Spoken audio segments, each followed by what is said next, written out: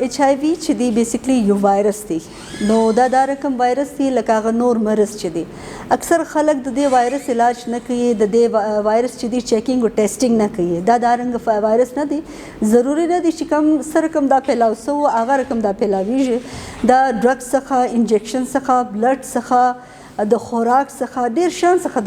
دا پھیلاویږي نو خو باید چې دی موږ خپل ټیسټ هر کال کې تقریبا شپږ میاشت بعد خامخا به کوو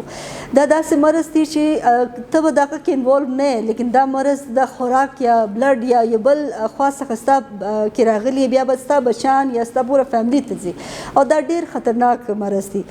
او زما به ستا پیغام دی د نن په انټرنیشنل ډے په حواله چې باید چې د دې ټیسټینګ لازمي به وسي او د دې اویرنس چې هر څومره تاسو کوئ سو تقریبا یو دوه درې میاشت بعد د زما د ګورنمنټ اف بلوچستان څخه هم دا ډیمانډ دی چې باید چې د دې اورینټیشن سیشن د دې کم چې خبرتیا ده د هر څومره چې په زموږ مختلفه د پښتون سیمه ده که بلوچ سیمه ده د ټول په بلوچستان کې سپریډ څه ډېر ښه خبره ایکچولی دا دی چې دا مرض په دې خاطر زیات شوی دی چې دا امپلایمنټ نشته نه نو دا خلک چې دی بیلار خلک روانه دي بیا خوراک په معاملې کې خلکو سره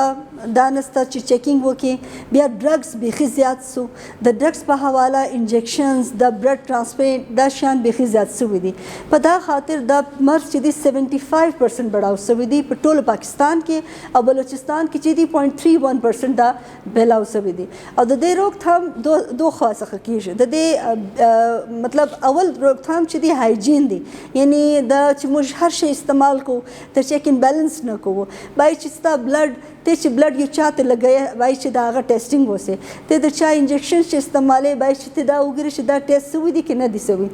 یعنی سټریلایز سیسټم نه دی بحال هغه سټریلایز سیسټم چې بحال سي بیا دا نه بهلاویږي د اول وجه دا ده او بل وجه دا ده چې اویرنس نسته زموږ کې ګر سره اویرنس نسته خو څوک حمام کې ناست دي هغه ګر سره دا نه پوښتنه کوي چې دا بلیډ چې دي دا استعمال سوي دي که نه دي استعمال سوي بي ایچ یوز کې چې خواتین ورځي هغه پوښتنه نه کوي چې دا انسټرومنټس بل چا باندې استعمال سوي دي سټریلایز سوي دي که نه دي نو دا رقم ډېر شان دي د اویرنس زموږ ټاپ لیول باندې نه موږ دا کوو چې ټاپ لیول باندې اویرنس کوو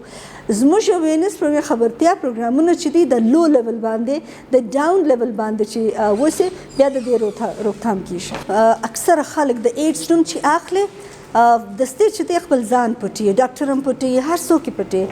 د دې طریقه کار دا دی کانفیډنشل رقم یو سیسټم جوړ سي چې هر انسان خپل ټیسټینګ په هغه ځای کې په هر ډپارټمنټ باندې یو ټیسټینګ سیل شروع سي هغه ټیسټینګ الله ته به وسي هغې بعد چې دی د هغه علاج په هغه ځای کې په پټ طریقه باندې وسي اوس موږ معاشره چې د قبایلي سیسټم دی نه موږ معاشره ویسټ نه دی ایسټرن کنټري موږ نو دلته چې کوم طریقه کار دی هغه طریقه کار باندې یو لار نه یو لار جوړېدای سي لیکن موږ جوړوو یې نه نو د دې طریقه کار دا دی چې اویرنس علاوه په هر سیکټر کې په هر ځای کې یو کوچنی سیل به جوړ سي په هغه ځای کې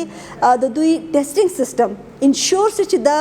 زما کم از کم د 40 یا 50 نفر چې زما سره کار کوي 6 منثs بعد د دوی ټیسټینګ وسي ټیسټینګ بعد چې دی هغه ټیسټینګ ولاړ سي د دوی پټ طریقه باندې نه د دوی علاج به شروع سي بیا دا رقم کیږي هغه رقم ونه سي دا رقم طریقه کار باندې علاج کیږي